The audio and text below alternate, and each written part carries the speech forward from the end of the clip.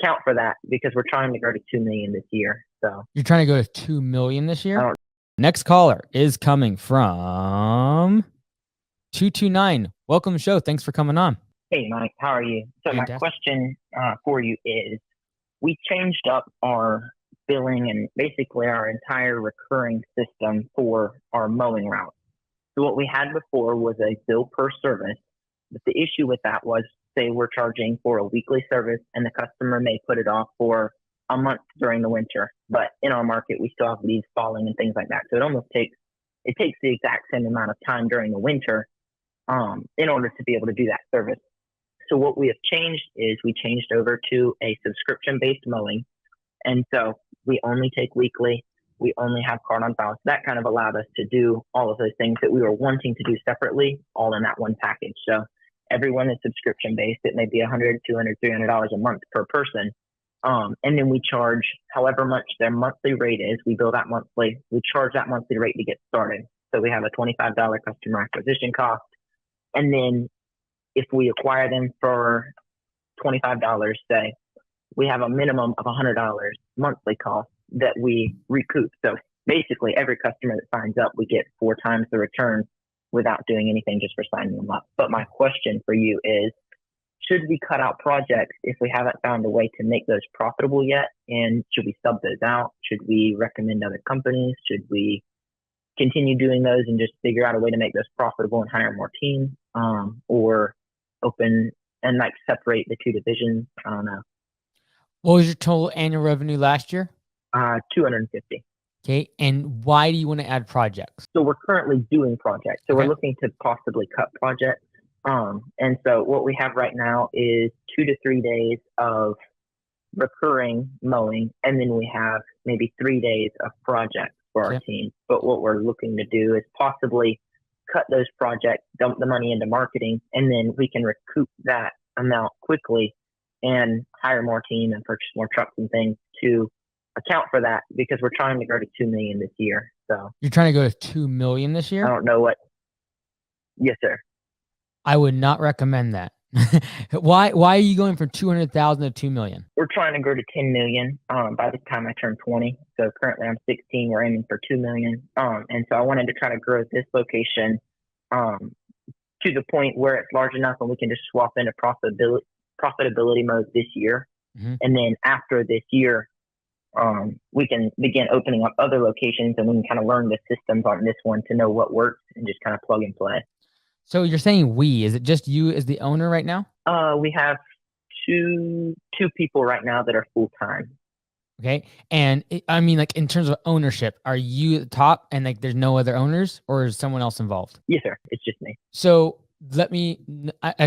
I do not want to be negative, and I appreciate the hustle, but this is my problem: is going from 200,000 to a $2 million business is probably going to require at least $200,000 to $300,000 worth of acquisition of just your trucks and equipment.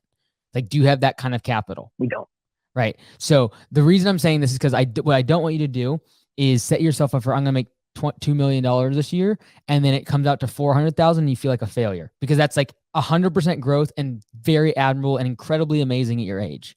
So I don't want you to set up these goals too much for what is going to become a failure in your mind, but it's going to be a phenomenal success if it's actually stepped back and taken a look at from a much more objective standpoint.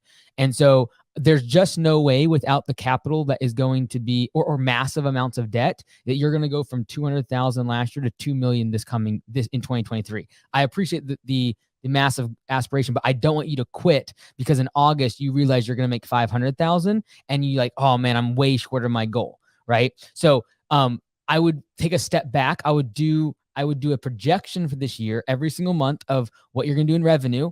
And then ask yourself, in order to hit these revenue targets, what am I going to have to buy in terms of trucks, equipment? How many people am I going to have to hire? You're going to have to upgrade your shop massively, even if you double in size in revenue this year, let alone 10x it, right? So I would be much more objective about the size that you're going to grow this year.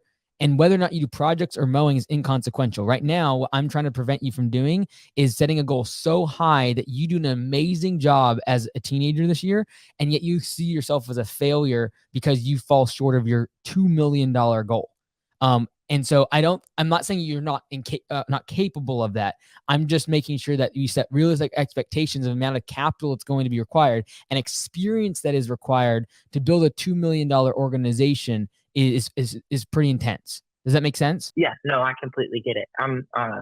I like shooting for big goals, and so sometimes I hit them, sometimes I don't. Mm-hmm. And so honestly, if I don't hit it, it won't kill me. But it's also something where I don't want to get halfway through the year and say I aim for 500,000. I don't want to get halfway through the year, hit 500,000, then kind of sit back. So I try to aim for whatever's unreachable. So last year we were at 10,000 and starting of last year, and we wanted to hit 100,000 by the end of last year, and we hit 250. Mm-hmm. And so we grew by, I don't know, what would that be?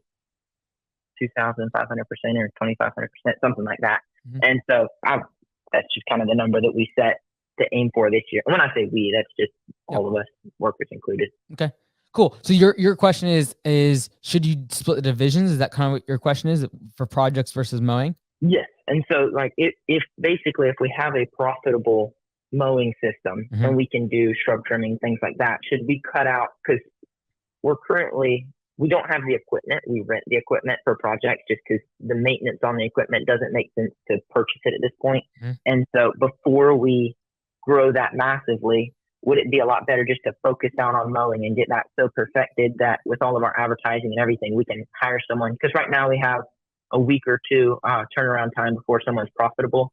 And so just to keep that system and just grow mowing and not even offer anything past something that we can do with hedge trimmers and like obviously spreading straw, edging beds, weeding, stuff like that we can offer.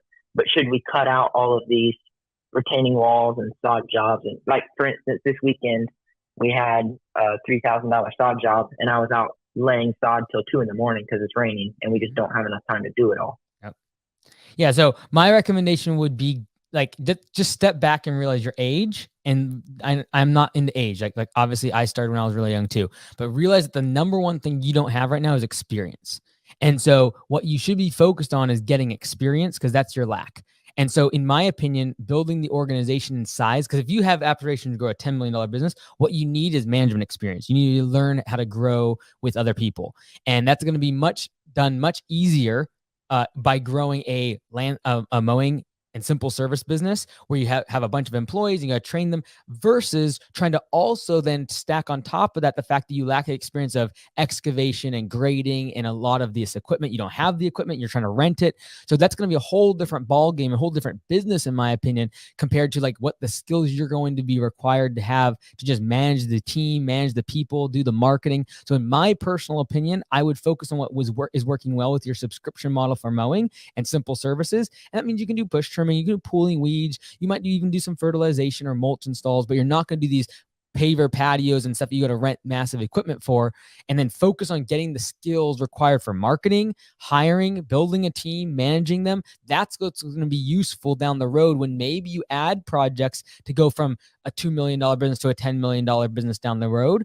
But I would focus on those skills that are going to be much more transferable as you begin to grow the company. So with those leads that are still coming in for projects, should we just tell them that we don't offer that, or should we refer someone else? Or what would you what would be the most professional way to handle someone that we've marketed sod laying to for the last year, and when they call for sod laying, what's the best way to kind of tell them that we don't offer that anymore? Yeah, it's rare that someone saw an ad 8 months ago for sod laying and is giving you a call because of that, because they didn't have the need back then. It literally was white space in their brain. So as long as your current marketing cuts that out, as well as your website doesn't offer that as a service anymore, and you're very clear what service you do and do not offer, then you just weed out whatever gets through on the ads and or on the office side, like the phone call side, or even lead intake from your lead estimate request form. So just weed them out. Realize that that's going to be more at the beginning because people have seen you working out doing these type of projects. But literally within 6 months, you will get way less of those type of leads coming in because you wouldn't have been doing the work. You wouldn't have been posting about them on social media. And so those type of services will just diminish in the amount that you're getting in terms of leads. Should we find a company in town to sell those leads to, or like, I would find a project. I would recommend them to, or just tell them that we don't do it? I would find a hardscaping company that you can refer them to, and then just tell that hardscaping company like, hey, here's the agreement. I will give you all my hardscaping jobs if you can just give me all of your mowing customers, because they're getting the same thing on there, which is they're getting all these mowing customers and people asking about their service. Just, hey, can you guys just hand those all over to me? I'll hand you all my leads. That's going to be the cleanest way to do it. Don't try to do subbing and get 5 or 10 points on something. You're going to have all the headache and all the liability. And again, your focus is going to be scaling up your organization on the lawn care side. Okay. All right.